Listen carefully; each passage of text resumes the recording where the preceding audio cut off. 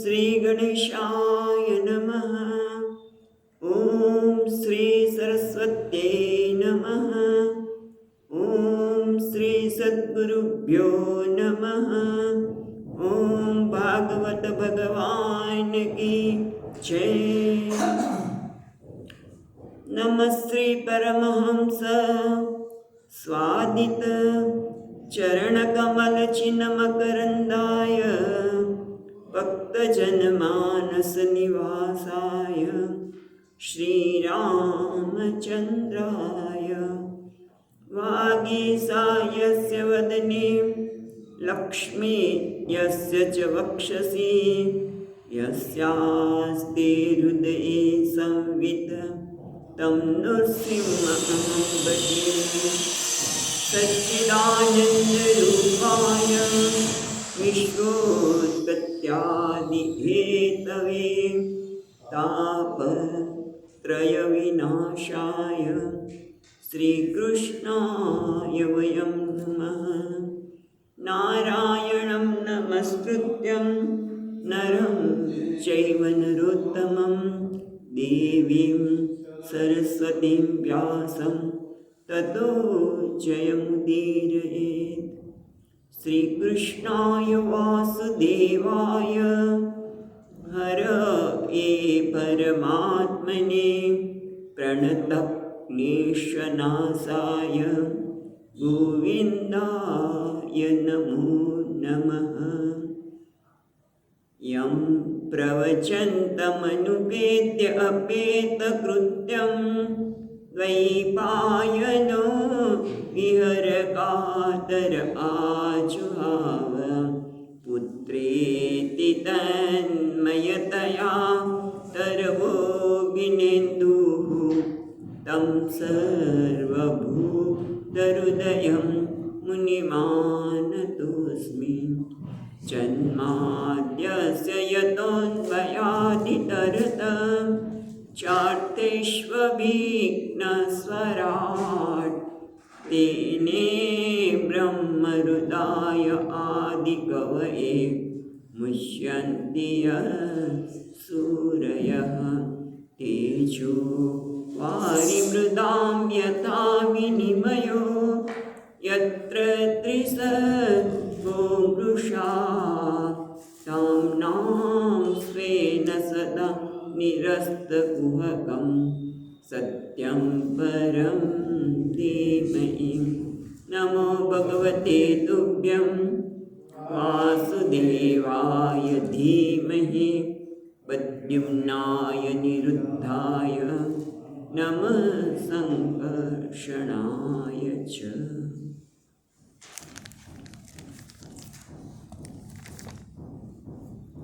श्री कृष्ण गोविंद हरे मुरारे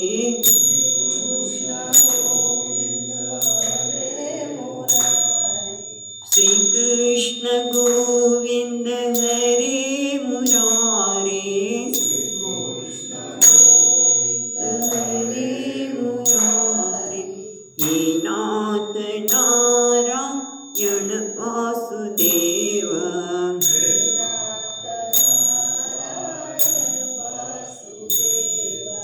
हे नाथ नारायण वासुदेव हे नारायण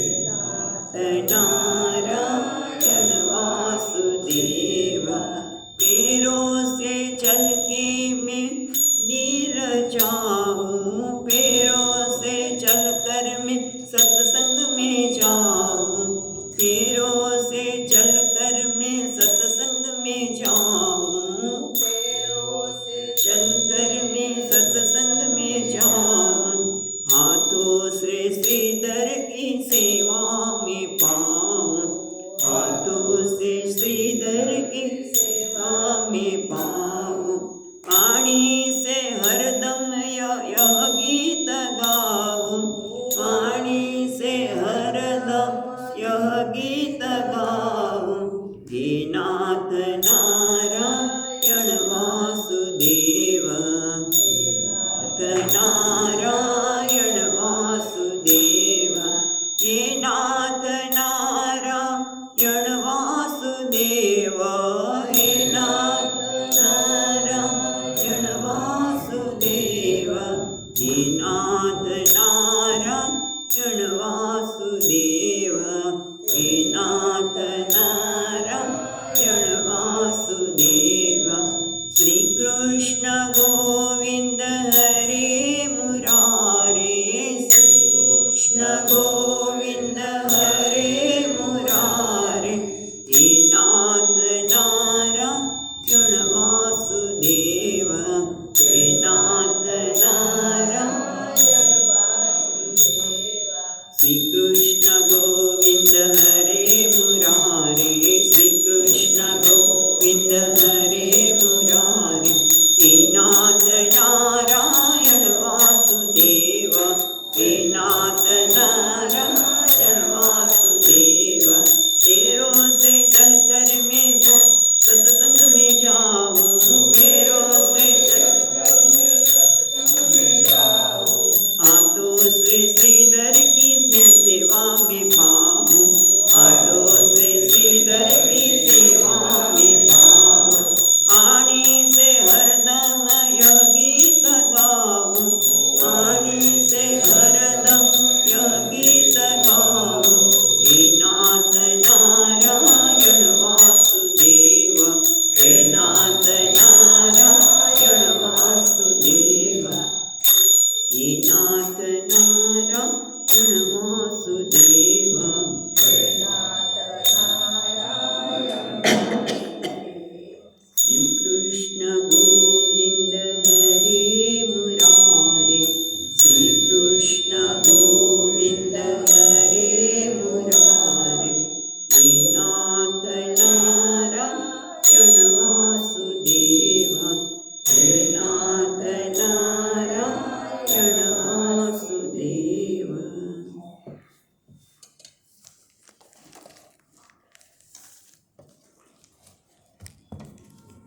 ગઈકાલે ચોથા સ્કંદના 5મા અધ્યાયમાં આપણે જોતા હતા એ પ્રમાણે ભગવાનના આદેશથી ભગવાને જ વીરભદ્રને ઉત્પન્ન કર્યા છે. વીરભદ્રને કહ્યું કે તમે મારા નાયક છો, આ બધાના, તમે જાઓ અને દક્ષને યજ્ઞનો વિધ્વંસ કરો. આથી તે ત્યાં ગયા છે અને આ લોકોને ખબર પડે પહેલાં જ આખા યજ્ઞને એ લોકોએ ઘેરી લીધા, યજ્ઞને એ લોકોએ ઘેરી લીધા છે. અને આ લોકોએ પછી યજ્ઞશાળાના પ્રાગવંશનો પછી પત્નીશાળાનો અગ્નિદ્ર શાળા આ બધા એનો નાસ્તો કર્યો, પણ સાથે સાથે એમણે ભૃગુને પણ બાંધી લીધા. વીરભદ્રે પ્રજાપતિને બાંધ્યા, મણિમાને ભૃગુને બાંધ્યા, વીરભદ્રે પ્રજાપતિને બાંધ્યા અને પ્રજાપતિ દક્ષને બાંધ્યા અને ચંડીશે ઉષાદેવને તથા ભગદેવને નંદીશ્વરે બાંધ્યા છે. હવે સાથે સાથે પથ્થરોનો પણ મારો કર્યો છે, એટલે બીજા બધા દેવતાઓ પણ ડરીને ભાગી ગયા છે. અને આ વખતે ભગવાન વીરભદ્રએ હાથમાં જેમ સુરવાલે એમ ભૃગુની એટલે ભૃગુ ઋષિને લાગી અને મૂછને ખેંચી અને યજ્ઞમાં હોમી દીધા. જ્યારે ઉષાદેવે આ બધું કરવાની પાછળનું કારણ આપણે યાદ છે કે જે વિશ્વસ્વરૂપ યાગ હતો ને જ્યારે શિવજીને શિવજી પણ ત્યાં હતા અને શિવજીને શ્રાપ આપવામાં આવ્યો દક્ષ દ્વારા કે તમે કેમ ઊભા થયા ને મેં માન કેમ ન આપ્યું વગેરે આગળ આવી ગયો. એના સંદર્ભમાં યાદ રાખીને અત્યારે કર્મનું ફળ આ લોકો ભોગવી રહ્યા છે. ખ્યાલ આવ્યો કે કોઈ પણ કર્મ છે ને આપણે છેનો શ્લોક શિવ મહિમ્નમાં કૃતો સૂત્રે જાગ્રત કૃતો શ્રુતે જાગ્રત ત્વમસી કર્મ ફલામ ક્રતુમતામ કર્મ પ્રદ્વસ્તમ ફલતિ પુરુષારાધન વૃત્તિ. એટલે કે ભગવાન બધાને વિશ્વાસ છે કે અમે જે કર્મ કર્યું છે એ કર્મનું ફળ મળવા છે. કૃતો સુપ્તે કર્મ તો પૂરું થઈ જાય છે. સુપ્તે હા જાગ્રત તમસી પણ તમે તો જાગ્રત છો. તમે જો કર્મફળના દાતા તમે જાગ્રત છો અને દરેક કર્મનું નોંધ કરીને એને અનુરૂપ બધામાં એવું નથી કોઈ સાથે પક્ષપાત કરે છે. જે કર્મનું જે ફળ નિયત કર્યું હોય એ અનુરૂપ ફળ તમે આપો છો. એટલે અત્યારે એ કર્મ તો સૂઈ ગયું ત્યારે એમણે આપણે શ્રાપ આપ્યો નિંદા કરી વગેરે પણ અત્યારે કર્મનું ફળ એમને મળી રહ્યું છે. અને એટલે ભૃગુની મૂછલ દાઢી ખેંચીને હોમમાં નાખી પૂષા ભગવાનને આંખના ઈશારાથી પ્રેરણા કરી આંખ ખેંચી કાઢી અને વીરભદ્રએ અને એટલું જ નહીં પુષ્ણ આપણે પુષાદેવે દાંત બતાવ્યા હતા એટલે દાંત ખેંચી લીધા. આપણે બલરામનું દ્રષ્ટાંત આપેલું. હવે આગળ આપણે જોતા હતા ગઈકાલે 23 શ્લોક સુધી કે આ પછી વીરભદ્રજીએ એટલે 3 નેત્રવાળા વીરભદ્રજીએ દક્ષને પાડીને એની છાતી ઉપર ચડી ગયા અને એને લોકોને મારવા લાગ્યા તીક્ષ્ણ ધારથી. શીતધારેણ હેતિના એટલે ખડગની તીક્ષ્ણ ધાર દ્વારા એમને મારવાનો પ્રયત્ન કર્યો છતાં પણ એ મર્યા નહીં. એટલે એમને આશ્ચર્ય થયું છે ને 23મા શ્લોકમાં કહે છે. આપણે 23મા શ્લોક સુધી ગઈકાલે જોયું હતું. શસ્ત્રૈ અસ્ત્રૈ વિતૈ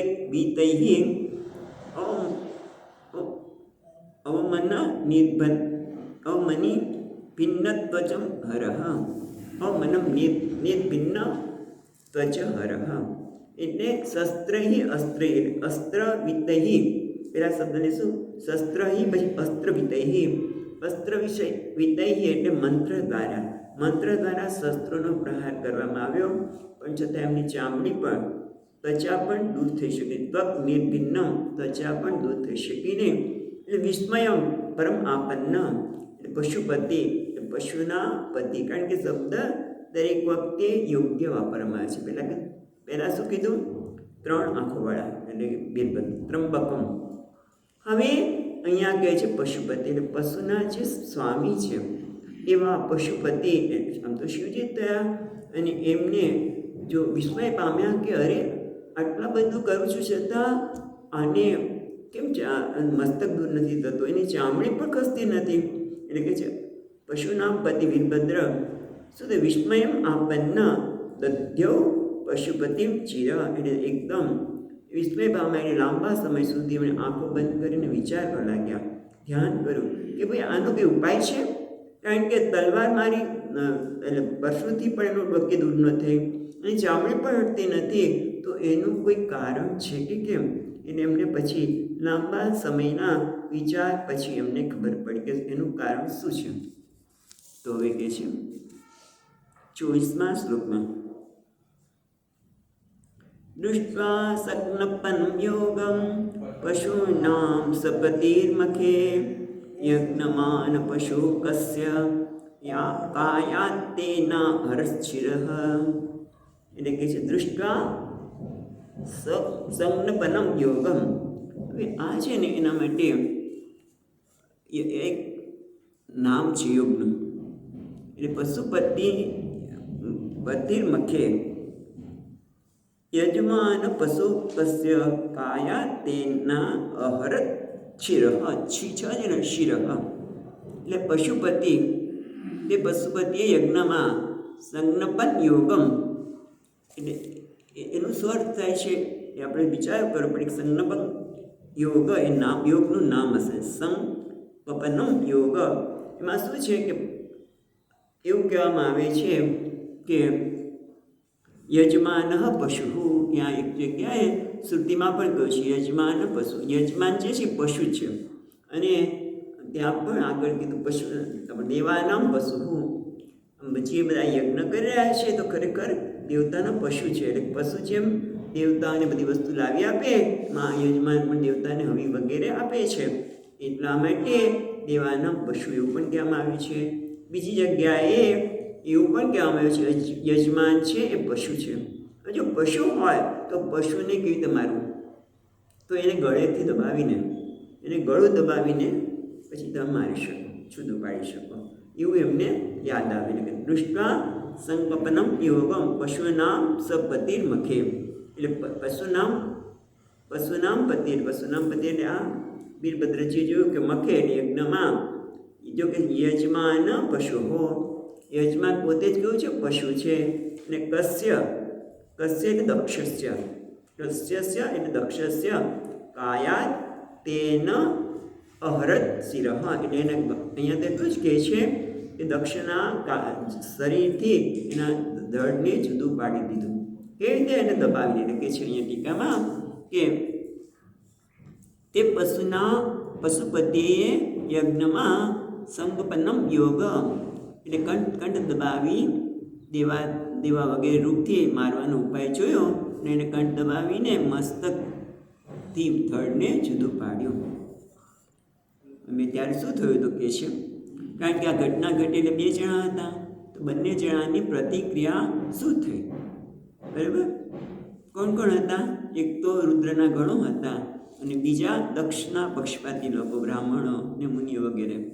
તો એ લોકો શું થયું બતાવે છે 25મા શ્લોકમાં. સાધુવાદસ્તથા તેષાં કર્મ તત્તસ્ય સંસતાં ભૂત પ્રેત પિશાચાનાં અન્યેષાં તદ્વિપર્યયઃ. સાધુવાદ તથા તેષાં કર્મ તત્તસ્ય સંસતાં ભૂત પ્રેત પિશાચાનાં. પહેલાં તો બીજી લીટીમાં જે વાત કરીએ ભૂત પ્રેત પિશાચ એટલે કે રુદ્રના ગણો, એણે શું કીધું? સાધુવાદ. ધન્ય છે, બહુ સારું કર્યું સાધુવાદ. એને સાધુવાદ આપ્યો.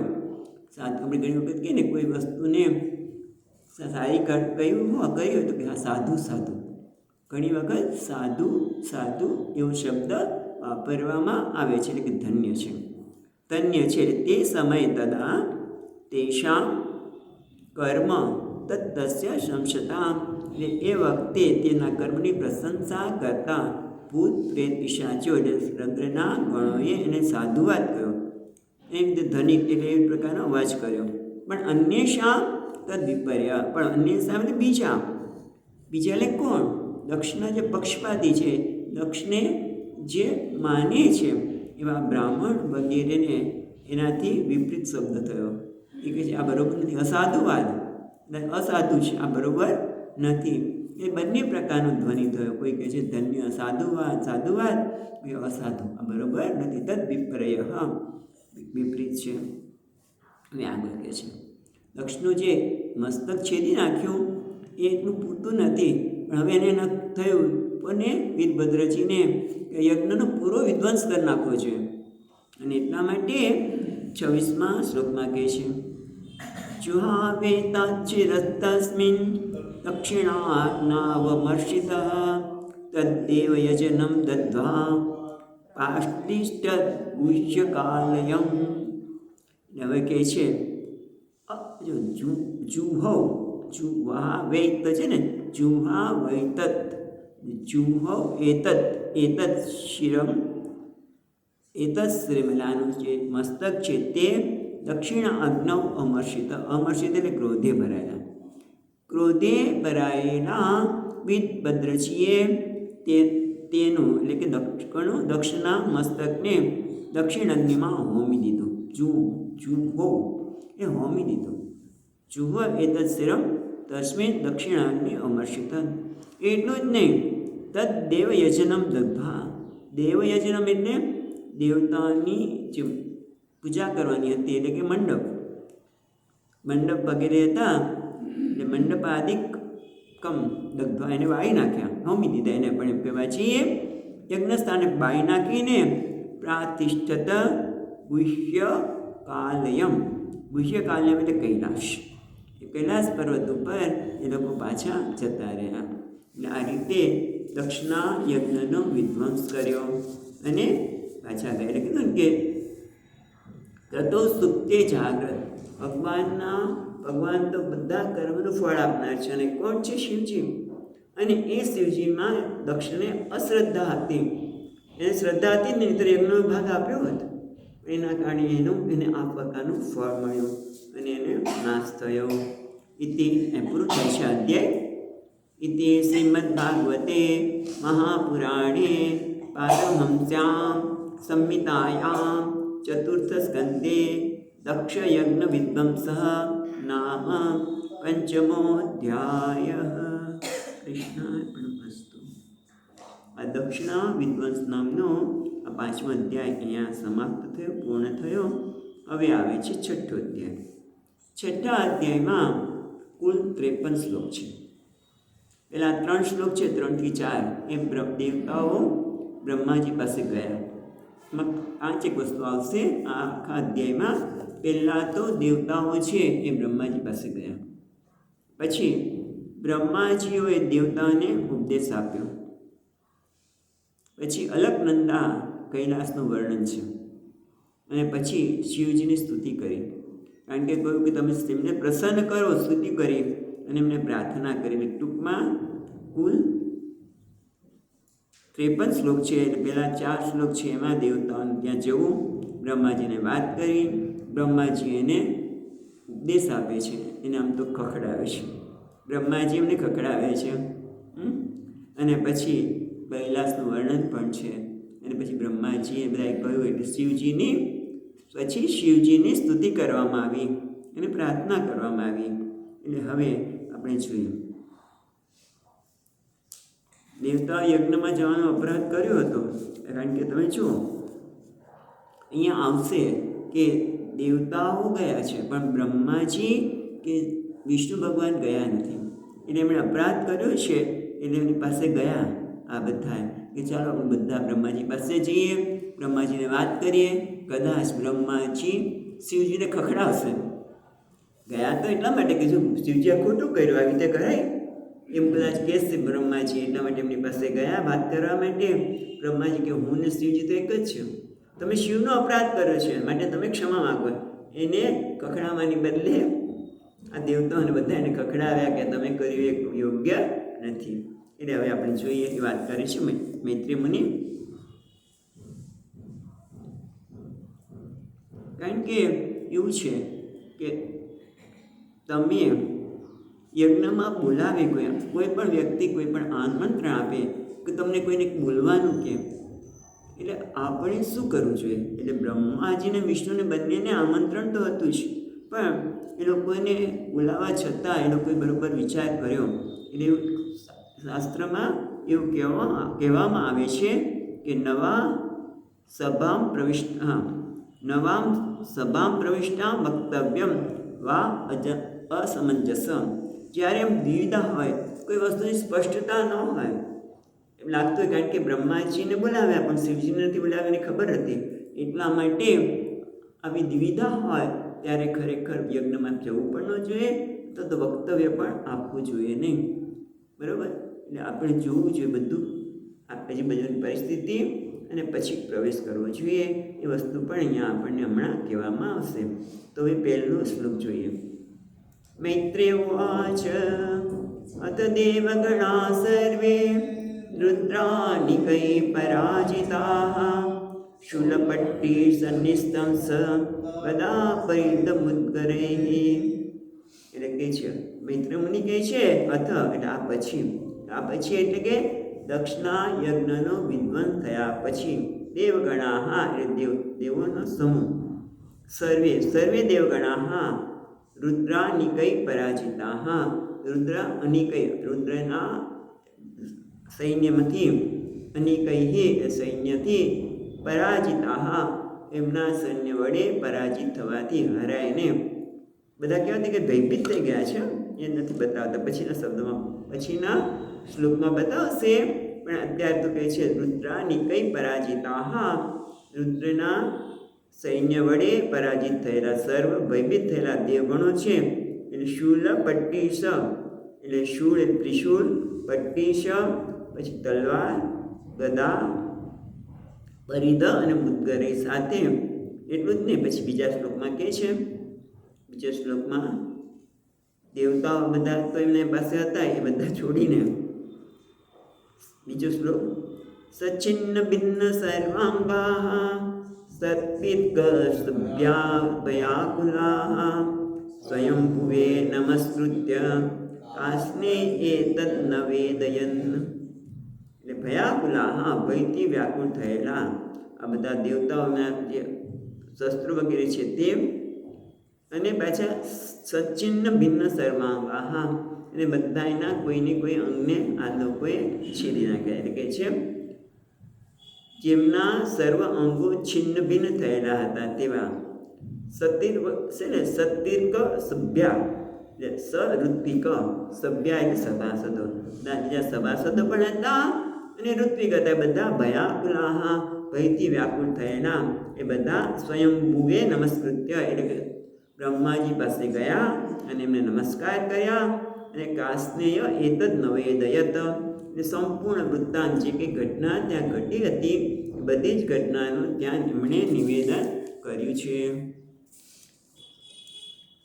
હવે આગળ કહે છે ત્રીજા શ્લોકમાં, ઉપલભ્ય પુરે વેતદ ભગવાન અબ્જ સંભવ નારાયણશ્ચ વિશ્વાત્મા ન કસ્યાદ્વમીયતુઃ, ન કસ્યાદ્વરમીયતુઃ. ઉપલભ્ય પુરા એવ, એટલે પહેલેથી, પુરા એટલે પહેલાં જ, યજ્ઞનો નાશ થાય પહેલાં. પુરા એટલે યજ્ઞનો નાશ થયો ત્યારની વાત નહીં, પુરા એતદ ઉપલભ્ય એ પામી ગયા હતા. કોણ પામી ગયા હતા? પુરા એતદ, આ જે ઘટના ઘટવાની હતી એ પહેલાં જ લોકો પામી ગયા હતા. કોણ? ભગવાન અબ્જ સંભવ, ભગવાન જે કમળમાંથી ઉત્પન્ન થયેલા, એટલે કે જે ભગવાન કમળમાંથી ઉત્પન્ન થયેલા હતા એટલે કે બ્રહ્માજી, અને નારાયણશ્ચ વિશ્વાત્મા, વિશ્વનો આત્મા જે નારાયણ છે એ બંનેને ખબર પડી ગઈ હતી. એટલા માટે ન કસ્ય અદ્બરમ ઈયતુઃ. કસ્ય એટલે હમણાં આગળ વાત કરી, કોણ કોણ છે? દક્ષ. દક્ષના યજ્ઞમાં એ લોકોનો કસ્ય અધ્વરમ, એટલે કસ્ય એટલે દક્ષના, અધ્વર એટલે યજ્ઞ, ન ઈયતુઃ એટલે ગયા હતા નહીં.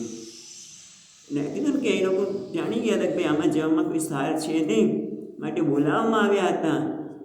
એટલે દક્ષ તો વિષ્ણુ ભગવાનનો ભક્ત હતો અને બ્રહ્માજી એના પિતા છે, પણ બેમાંથી કોઈ ગયા નથી. એટલે હવે કે છે આગળ ચોથો શ્લોક, તદા કર્ણ્ય વિભુપ્રાહ તેજીયસે કૃતાગસી ક્ષેમાય તત્ર સા ભૂયાન ન પ્રાયેણ બભૂષતામ.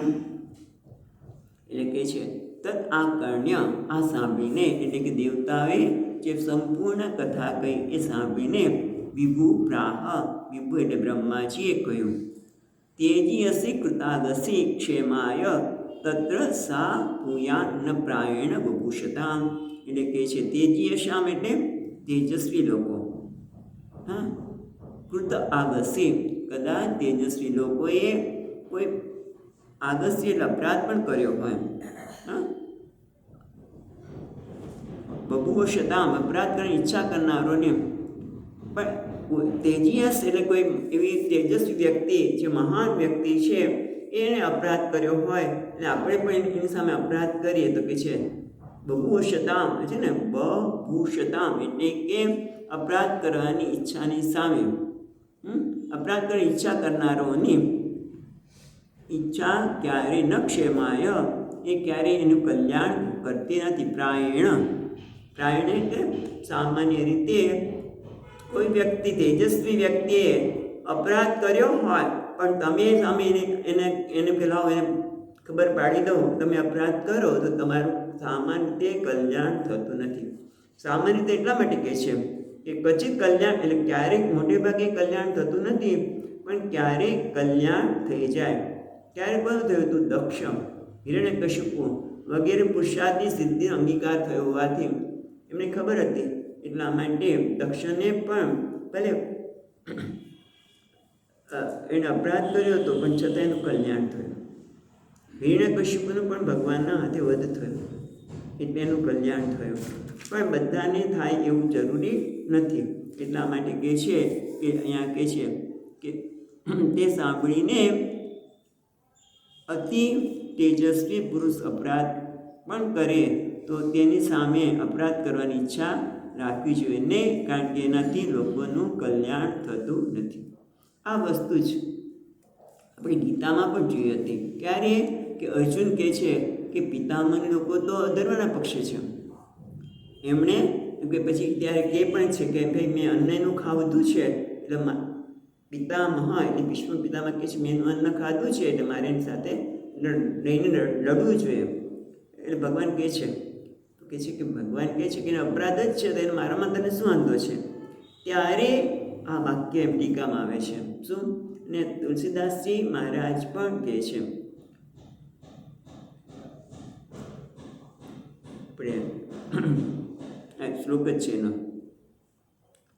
સમર્થકોન દોષ ગુસાય, સમર્થકોન દોષ ગુસાય, એટલે કે તેજસામ ન દોષાય વન્ય સરભુજો યથા. જેવી રીતે અગ્નિ છે બધું ખાઈ જાય છે પણ એને કોઈ દોષ નથી લાગતો, કારણ કે તેજસાનામ જે તેજસ્વી છે આ મહાપુરુષોને કોઈ દોષ લાગતો નથી. ખોટું કરે તો પણ એકબીજાના કલ્યાણ માટે હોઈ શકે, એટલા માટે એને દોષ લાગતો નથી. પણ એનો દોષને જોઈને જો બીજા કોઈ દોષ કરવા જાય તેનું ક્યારેય કલ્યાણ થતું નથી.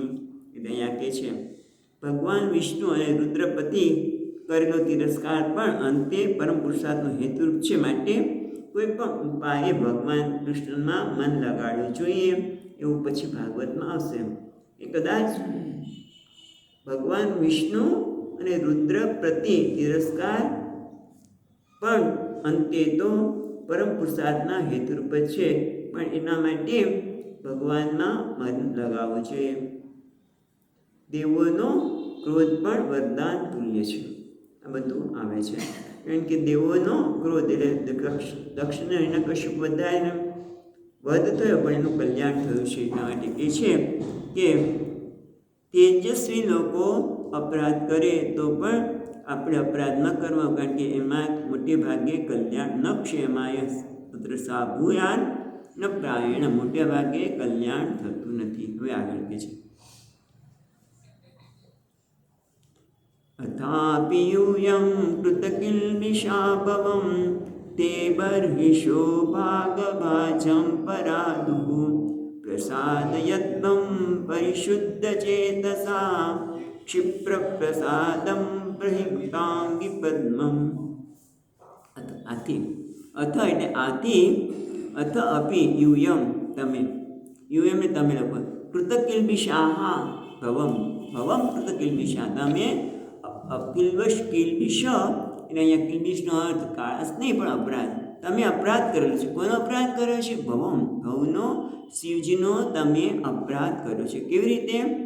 એ બર્હિષ ભાગભાજમ પરાદુહુ, બર્હિષ એટલે ભાગભાજમ, બર્હિષ એટલે યજ્ઞના ભોગતા એવા ભગવાન શિવ. એ ભાગભાજમ યજ્ઞનો ભાગ માટે યોગ્ય છે. ભગવાન શિવ યજ્ઞનો ભાગ લેવા માટે યોગ્ય છે, પણ પરાદાહુ એટલે દૂરથી જ નિરાધાર કર્યો. દૂરથી નિરાધાર કર્યો એટલે શું? કે તમે દક્ષપાતિત્વાદ, તમે દક્ષના પક્ષપાતિત હોવાના લીધે તમે એની સાથે જોડાઈ ગયા અને તમે કહ્યું નહીં દક્ષને કે તમે કેમ શિવજીનો ભાગ નથી રાખ્યો. એટલે પરાદાહુ તમે દૂરથી જ એમને નિરાધાર કર્યો છે, એમનો તિરસ્કાર કર્યો છે. એટલા માટે પ્રસાદ યદ્ભમ, પ્રસાદ યદ્ભમ એટલે એમને પ્રસન્ન કરો. પ્રસન્ન કરો એટલે એમની પાસે જવાનું. હા, તે પ્રસન્ન કેવી રીતે થાય બાપા? રુદ્ર છે, ગુસ્સે થાય તો અમે જઈને અમે પ્રાર્થના ન સાંભળે તો કે ના. ક્ષિપ્ર પ્રસાદમ, જો ચોથી લીટીમાં શબ્દ છે ક્ષિપ્રમ પ્રસાદમ, શિવમ તત્ પ્રસાદા દુષ્કરમ નાસ્તિ ઇતિ આશય. ખાલી શિવજીને પ્રસન્ન કરવા કે દુષ્કર નથી. ક્ષિપ્રમ પ્રસાદે ભોળાનાથ કે છે ને, ભોળિયા છે એટલે ક્ષિપ્રમ પ્રસાદમ એ ભોળિયા છે. ક્ષિપ્રમ પ્રસાદમ પણ ક્યારે? પરિશુદ્ધ ચેતસા, તમે શુદ્ધ અંતકરણ સાથે ડર્યા વગર, કોઈ પણ પ્રકારના ભય રાખ્યા વગર એમની પાસે પરિશુદ્ધ ચેતસા ક્ષિપ્રમ પ્રસાદમ, પ્રસાદ યદ્ધમ, તેમની ક્ષમા માગો, ક્ષમા યાચના કરો. એમને જલ્દી ક્ષમા યાચના કરશો ને તરત જ ભગવાન પીગળી જશે, તમને જરૂર ક્ષમા આપશે. માટે કેવી રીતે ક્ષમા માગી? તો પ્રગૃહિતાંગ અંગ્રિપદ્મમ, પ્રગૃહ્યતા અંગ્રિપદ્મમ, એમના ચરણ કમળના પકડી લો. એમના ચરણ કમળ પકડીને એમની ક્ષમા માગો. અને પરિશુદ્ધ ચેતસા, એકદમ શુદ્ધ ચેતસ વડે, અંતઃકરણ વડે તમે એમને ખરેખર પરિશુદ્ધ ચેતસા, એનો એક અર્થ એવો થાય કે ખરેખર તમને પ્રાયશ્ચિત થયું હતું. તમને એમ લાગ્યું હોય કે આપણે ખોટું કર્યું છે, એટલે કેમ કે અપરાધ કર્યો છે પણ એને એવું અંદર પ્રાયશ્ચિત થાય જ નહીં, ખરાબ લાગ્યું જ નહીં, ભાઈ તો આમ જ છે, તો એને પરિશુદ્ધ ચેતસા ન કહી શકાય. પરિશુદ્ધ ચેતસા, જો તમને ખરેખર એમ લાગ્યું હોય કે અમે અપરાધ કર્યો છે તો એ અંદરથી આપણું હૃદય બળવાનું અને એના લીધે અંતઃકરણ શુદ્ધ થવાનું. એટલે પરિશુદ્ધ ચેતસા પ્રગૃહિત અંગ્રિપદ્મમ, એને શુદ્ધ ચેત દ્વારા, પરિશુદ્ધ ચેતસા અને શુદ્ધ અંતઃકરણ દ્વારા એમના ચરણકરણ પકડીને એની ક્ષમા માગો, એને પ્રસન્ન કરો. એ તો ઝડપથી પ્રસન્ન થઈ જાય એવા દેવતા છે. એ આગળ કહે છે આશાસાનામ જીવત્મદ્વરસ્ય લોકપાલસપાલપિતેન યસ્મિન તમાસુ દેવ પ્રિયતા વિહીનમ ક્ષમાપયત્તમ હૃદિ વિદ્દુરક્તૈઃ. આશાસના જીવિતમદ્વરસ્ય લોકસપાલકુપિતેન યસ્મિન તમાસુ દેવં પ્રિયયા વિહીનમ ક્ષમાપયત્તમ હૃદિ વિદ્દુરક્તૈઃ. એટલે કે છે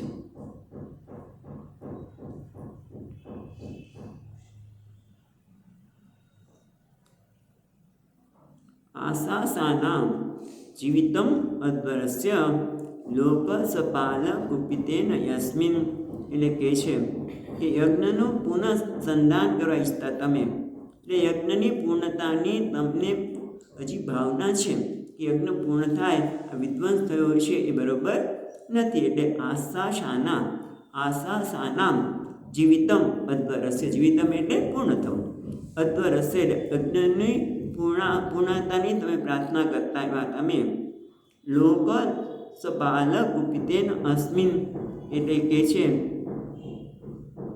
તમે તેમની ક્ષમા માગો જલ્દીથી.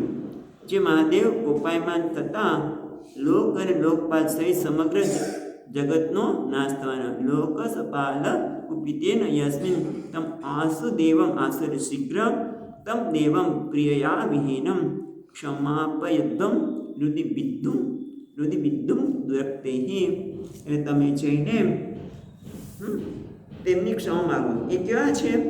તો કે છે પ્રિયા વિહીના, જે પોતાની પ્રિય પત્નીની રહિત છે અને એના લીધે હૃદિ વિદ્દ દુરક્તૈઃ, એમનું હૃદય દુષ્ટ વચનોથી બંધાઈ ગયેલું છે, એકદમ વ્યથિત થયેલા છે. માટે તમે જઈને એમની સત્વરે શીઘ્ર ક્ષમા માગો. યજ્ઞનું પુનઃસંધાન કરવા ઈચ્છતા તમે, એ પૂર્ણતા એટલે ફરીવાર યજ્ઞની પૂર્ણતા થાય એના માટે તમે પ્રિયા સતીથી રહિત એવા અને દુર્વચનોથી હૃદયથી વિંધાયેલા એવા મહાદેવજીની સત્વરે ક્ષમા માગો. જો મહાદેવજી કૃપાયમાન થશે ને તો આ લોક સપાલમ કુપિતે યસ્મિન, તો આ લોક અને લોકપાલ કોઈ રહેશે નહીં. માટે જાઓ અને એમની ક્ષમા માગો. હા કીધું લોલા જરાક થયું. યજ્ઞનું પુનર્જીવ હા વયમ તો તત્ર ગંતુમ વિભર્મી તમ એવ કશ્ચિદ ઉપાયમ વિદસ્વ. અમે તો એક જાણે કહેતા હોય દેવતાઓ કે ભાઈ અમને તો બહુ બીક લાગે છે, તમે કંઈ ઉપાય બતાવો, અમે ત્યાં જવા માગતા નથી, અમને ત્યાં જશું અને કદાચ શિવજી અમને ભસ્મ કરી નાખે કંઈ કરે તો, એટલે અમે કોઈ જાણતા નથી. નનુ તમેવ કમપી ઉપાયમ વિધિસ્વ, તમે કંઈક ઉપાય કહો.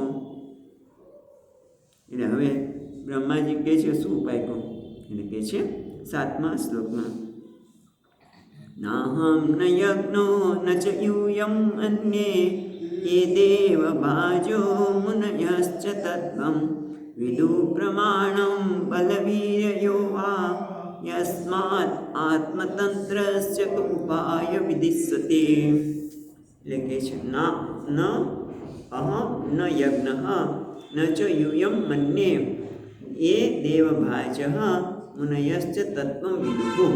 એટલું જોઈએ પહેલાં તો કે ન અહમ, હું બ્રહ્માજી કે હું નથી જાણતો, ઉપાય મને કંઈ દેખાતો નથી. એટલું જ નહીં, ન યજ્ઞ, યજ્ઞ એટલે યજ્ઞ કરનાર, યજ્ઞના સ્વામી કોણ છે? ઇન્દ્ર. એટલે ઇન્દ્રને પણ ખબર નથી. યુયમ તમે બધા, અને અન્ય એટલે કોણ?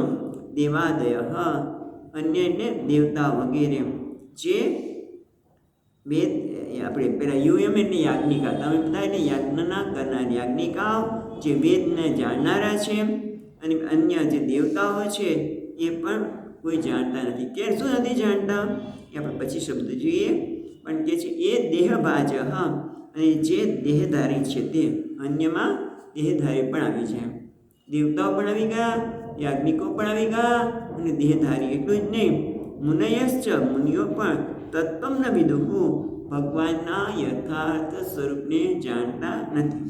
કારણ કે પ્રમાણ બલ વીર્યો વા યસ્માત આત્મતંત્રસ્ય, જે આત્મતંત્ર એટલે જે સ્વાધીન છે, જે આત્મારામ છે, જે પોતાનામાં જ રમણ કરે છે, એટલે સ્વાધીન એવા શિવજી જે છે એના બળ અને વીર્ય, બળ વીર્ય એટલે શક્તિ, બળ વીર્ય યોવા એટલે બળ અને વીર્ય એટલે શું? બધું આવી જાય.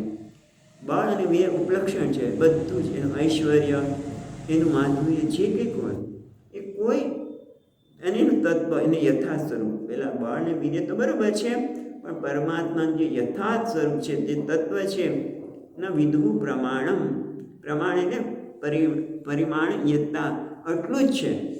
પરિમાણયતા, પ્રમાણ એટલે જેના દ્વારા વસ્તુનું જ્ઞાન થાય. પ્રમાણમ એટલે કર્ણમ પ્રમાણમ, જે જ્ઞાન આપે.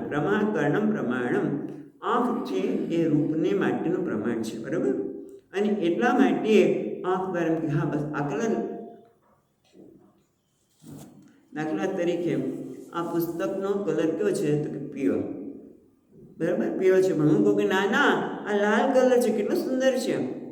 તમે કહેશો કે લાલ ક્યાં છે? કારણ કે અમારી આંખ કે છે આ પીળો છે. પછી કોઈ પણ બીજા કે તો પણ આપણે સ્વીકારતા નથી. યત્તા આટલું જ છે, એમાં કોઈ ફેરફાર કરી શકાય નહીં, એને પ્રમાણ કહેવાય. પણ અહીંયા એવું કોઈ ભગવાન શિવજીના તત્વને જાણવા માટે કે એમના બળ વિક્રમ, બળ વીર્ય વગેરે પણ આટલું જ છે, એવું પ્રમાણ કોઈ પાસે છે નહીં. કારણ કે કેવા છે શિવજી?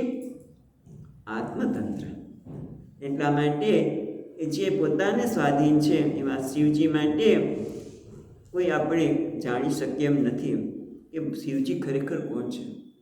અને તમે એ શિવજીનો અપરાધ કર્યો. પહેલાં શિવજી કોણ છે કે છે કે શિવજીના વીર્યનું પણ કોઈ પ્રમાણ નથી, અને એનું તત્વને પણ કોઈ જાણી શકતા નથી. તો ક ઉપાય વિધિસ્વતે, તો પછી એમને શાંત કરવાનો માટે ઉપાય કોણ કરે?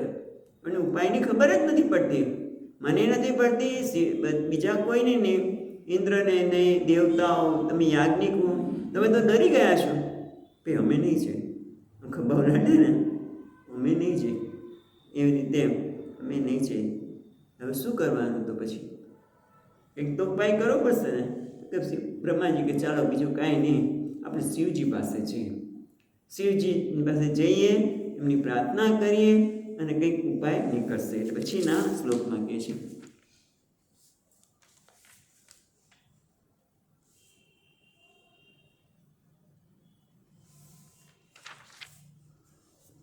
કૈલાસ જાય છે અને પછી આપણે કૈલાસનું પણ વર્ણન જોઈશું 8મા શ્લોકમાં. સ ઇત્તમાદેશ્ય સુરાજ નજસ્તૈઃ સમન્વિતં પિતૃભિः સ્રપજેશૈઃ યયો સ્વધિષ્ણા નિલયં પુરદ્વિષઃ કૈલાસમદ્રી પ્રવરં પ્રિયં પ્રભોઃ.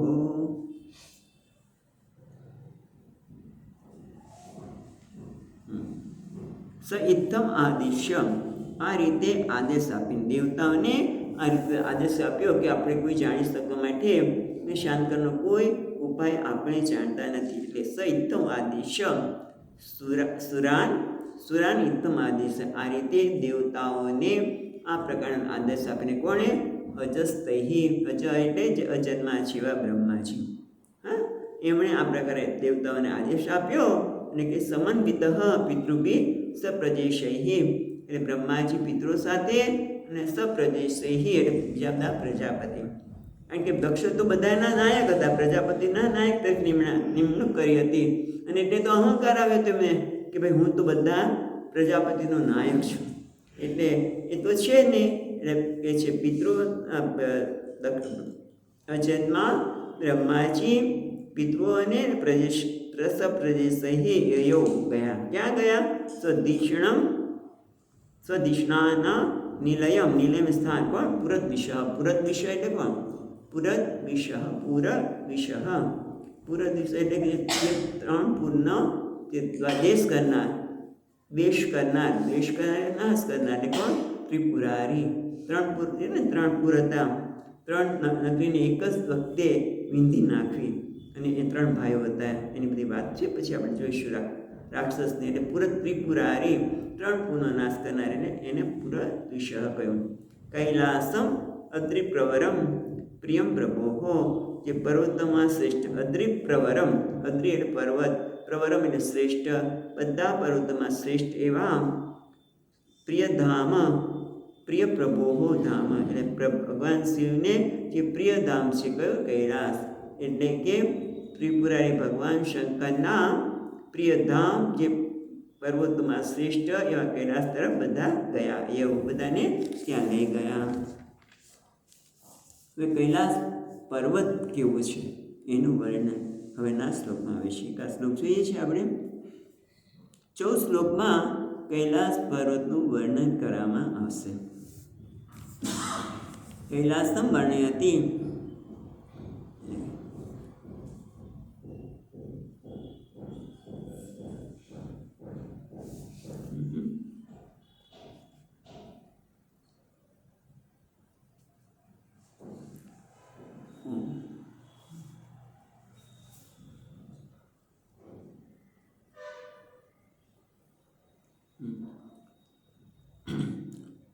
જન્મૌષધિ તપો મંત્ર યોગ સિદ્ધિ નરિતરૈઃ ચુષ્ટમ કિન્નર ગંધર્વૈઃ અપ્સરોભિવૃતમ સદા.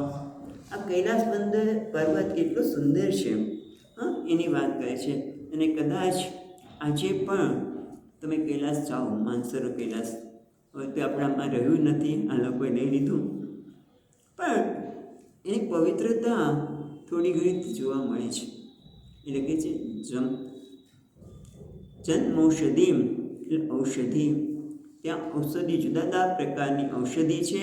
તપ મંત્ર યોગ સિદ્ધૈ નર ઇતરૈઃ છે ને, નર ઇતરૈઃ મનુષ્યેતર, નર ઇતરૈઃ એટલે મનુષ્યેતરથી અર્થાત દેવોથી સેવાયેલો કૈલાસ પર્વત છે. ત્યાં મનુષ્ય નથી, મનુષ્યને ત્યાં સ્થિતિ નથી, ત્યાં જઈ શકતા નથી. એટલે કે છે નર ઇતરૈઃ મનુષ્ય તરૈઃ એવા કોણ છે? તો કે યોગ સિદ્ધૈઃ, યોગમાં જન્મથી જ, જન્મ ઔષધિ છે ને, જન્મથી જ સિદ્ધ એવા. જન્મ ઔષધિ છે પણ જન્મ પછી ઔષધિ પણ જન્મ સિદ્ધૈઃ એ જન્મથી જ જેવા સિદ્ધ છે એવા. અને એટલું જ નહીં, ઔષધિ, તપ, મંત્ર અને યોગથી વગેરે ઉપાયોથી સિદ્ધિને પ્રાપ્ત થયેલા સિદ્ધો છે, ઔષધિ દ્વારા, અને ઔષધિ પણ શરીરને સ્વસ્થ બનાવી શકે. તપ દ્વારા, મંત્ર દ્વારા, યોગ દ્વારા એમને જે સિદ્ધિને પ્રાપ્ત કરી છે. અને જન્મથી સિદ્ધ એવા મનુષ્ય તે એટલે દેવો, પછી જુષ્ટમ એટલે જોડાયેલા ત્યાં રહેલા છે. કિન્નર ગંધર્વ એટલે કિન્નરો, ગંધર્વો અને અપ્સરાઓથી સદા સેવાયેલા આપણે કૈલાસ પર્વતને જોઈએ. એ કૈલાસ પર્વત આવું છે. પછી બીજા જોઈશું આપણે કૈલાસ પર્વત વિશેની વાતો એ અટકે છે. સચ્ચિદાનંદ રૂપાય વિશ્વોત્પત્યાદિ હેતવે તાપત્રય વિનાશાય શ્રી કૃષ્ણાય વયં નમઃ. યં પ્રવચन्तમનુપેત્ય અપેતકૃત્યં દ્વૈપાયનો વિહરકાતર આજુહાવ. પુત્રેતિ તન્મયતયા તરવો વિનેન્દુઃ तं सर्वभूतहृदयं मुनिमानतोऽस्मि. ॐ शान्ति शान्ति शान्तिः. हरि ओम श्री गुरुभ्यो नमः.